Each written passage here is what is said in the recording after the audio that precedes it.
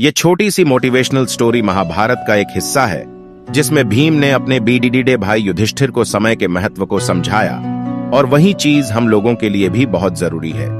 ये कहानी है महाभारत के समय की। महाभारत के युद्ध के बाद युधिष्ठिर ने राजा के रूप में शासन करना शुरू किया। युधिष्ठिर अपनी दानवीरता और उदारता के लिए प्रसिद्ध था। जो कोई भी दान पाने की इच्छा से युधिष्ठिर के पास आता वह कभी खाली हाथ नहीं लौटता। एक बार देर रात को एक भिखारी महल के दरवाजे पर आया और दान मांगने लगा। उस समय राजा युधिष्ठिर सो रहे थे। रानी द्रौपदी ने उन्हें जगाया, लेकिन युधिष्ठिर ने कहा, मैं बहुत थक गया हूं। भिखारी को सुबह तक इंतजार करने के लिए कहें। कल सुबह उठने के बाद मैं उसे उसके वजन के बराबर सोने के सिक्के दूंगा।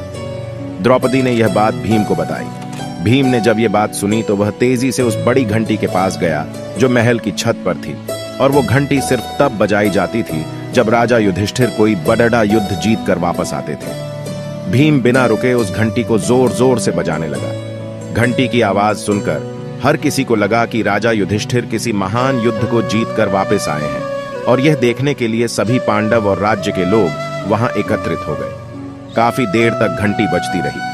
अंत में राजा युधिष्ठिर को भी उठना पड़ा। गुस्से में उन्होंने भीम से पूछा, तुम इतनी रात को घंटी क्यों बजा रहे हो?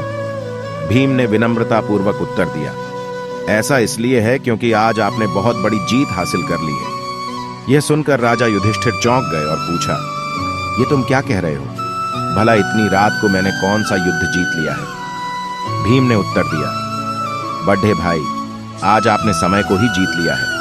आपने महारानी से कहा कि भिखारी को दान कल सुबह मिलेगा। अब यह घोषणा तो कोई तभी कर सकता है जब वह समय के साथ जीत हासिल कर ले। क्या आपको यकीन है कि कल सुबह तक आप दान देने के लिए जीवित रहेंगे, और या फिर यह भिखारी इसे प्राप्त करने के लिए जीवित रहेगा?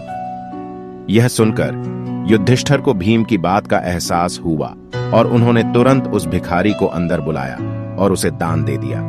हम सभी के पास लिमिटेड टाइम होता है और कोई नहीं जानता कि आने वाले कल में क्या होगा। इसलिए जो काम आप आज और अभी कर सकते हैं उसे कभी आने वाली कल के लिए बचा के ना रखें, क्योंकि कल कभी नहीं आता। हमारी जिंदगी हमारे आज से ही चलती है। अगर जिंदगी को बेहतर तरीके से जीना है तो हमेशा आज में जिएं। कल क्या होगा इस बारे में ज्यादा ना सोचें, क्योंकि जो खुशियां आपका आज आपको देगा हो सकता वो खुशियां कल आ ही ना पाएं। इसलिए कल की टेंशन न लेकर अपनी लाइफ को एंजॉय करें, क्योंकि ये टाइम अगर चला गया तो फिर कभी लौट कर वापस नहीं आएगा।